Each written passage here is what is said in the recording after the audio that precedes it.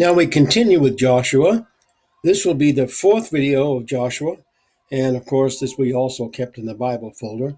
Now, we've used other Bibles to get an idea of who this was that appeared to Joshua and why. Now, the next Bible we're going to take is a new Bible that I have just received. It is a Hebrew Greek keyword study Bible and the King James Version. And what this does is you can see anywhere you are in the Bible, whatever page you are on, you will notice, for example, not just words that appear in this Bible, but you will see next to them some numbers. You see that? Look at that.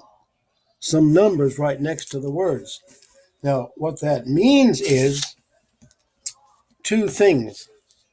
Number one, you can have things that tell what gender the word is in, especially when they're Greek, and you can find that specifically on one page. But also, when you get to those numbers, for example, Old Testament words, if you get to a certain number in the Old Testament, that number will actually give you a great detail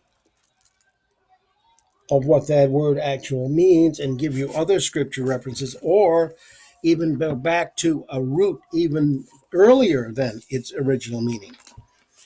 So this is extremely good.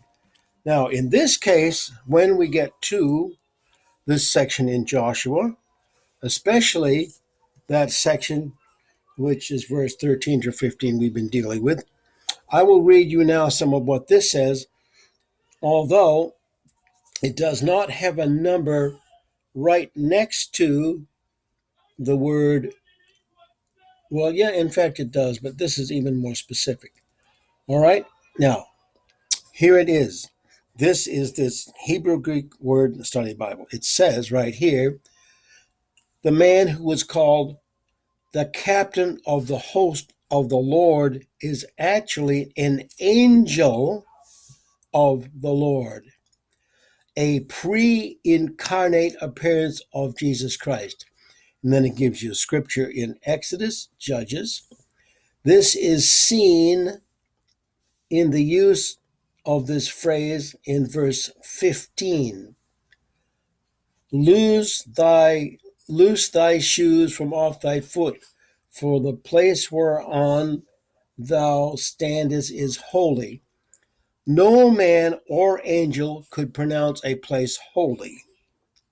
The angel of the Lord also appeared to Moses in the burning bush and used this phrase commanding Moses to take his shoes off.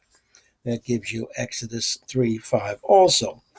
So, now also in this, you will find in verse 15 and 14, let's see, what saith the Lord unto his servant? Now, where it comes to the word Lord, you can also go in the back and look it up.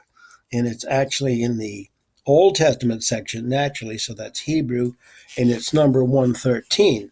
So if you go into the Hebrew section, 113, you will find what that is. So we will take a look at that as well and see what we find if we have time.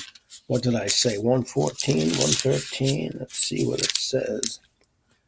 113. Oh, Adon, that's it. That's what the other one said. That's what Dake said, Adon. From an unused root meaning to rule, sovereign, controller, human or divine, Lord, master, owner.